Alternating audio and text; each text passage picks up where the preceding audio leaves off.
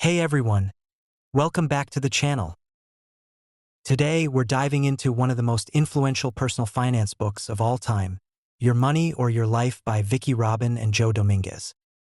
This isn't just another book about budgeting or saving.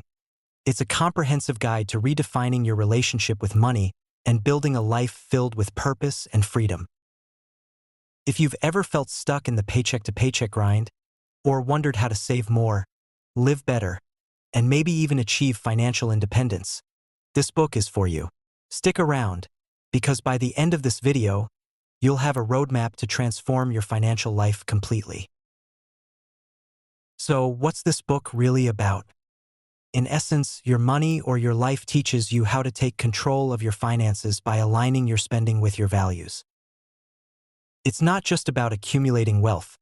It's about understanding how money relates to your happiness and how you can use it as a tool to design the life you truly want. The book also introduces the idea of financial independence, not as some lofty dream for the super rich, but as a practical goal anyone can work toward. Let's break it down step by step. The first step is recognizing what the authors call the money trap. Most of us are stuck in a cycle of working hard, spending more, and feeling like it's never enough. Society often equates success with consumption, bigger houses, fancier cars, and more stuff.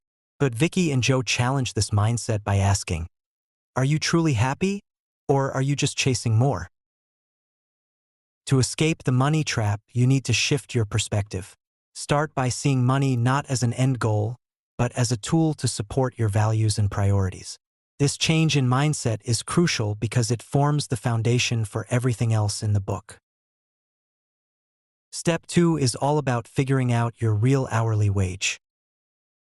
Here's the formula.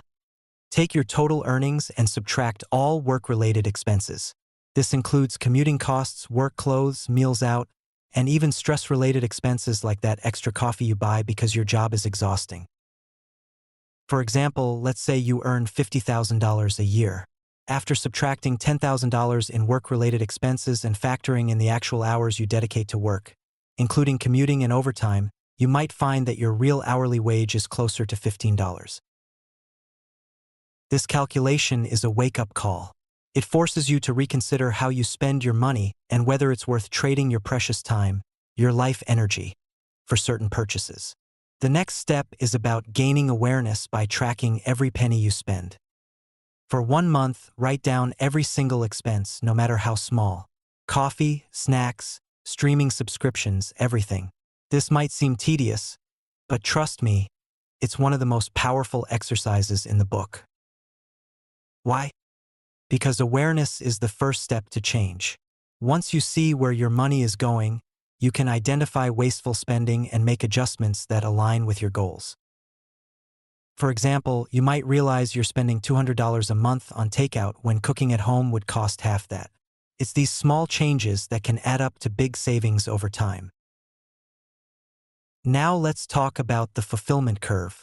This is a concept that completely changed how I view spending. The idea is simple. Spending money initially increases happiness. Think food, shelter, and basic comforts. But beyond a certain point, spending more doesn't make you happier. In fact, it can make you less happy by adding stress, debt, and clutter to your life. For example, upgrading your smartphone every year might feel exciting at first, but does it really improve your quality of life? Probably not. Recognizing this curve helps you identify when you've reached enough. And once you know what's enough, you can stop chasing more and start focusing on what truly matters. One of the book's most inspiring ideas is the concept of financial independence, or FI. Financial independence means having enough savings and investments to cover your living expenses without needing to work. It's not about being a millionaire. It's about freedom. Freedom to choose how you spend your time. Here's how to work toward FI. Cut expenses. Live below your means and eliminate unnecessary spending. Increase savings.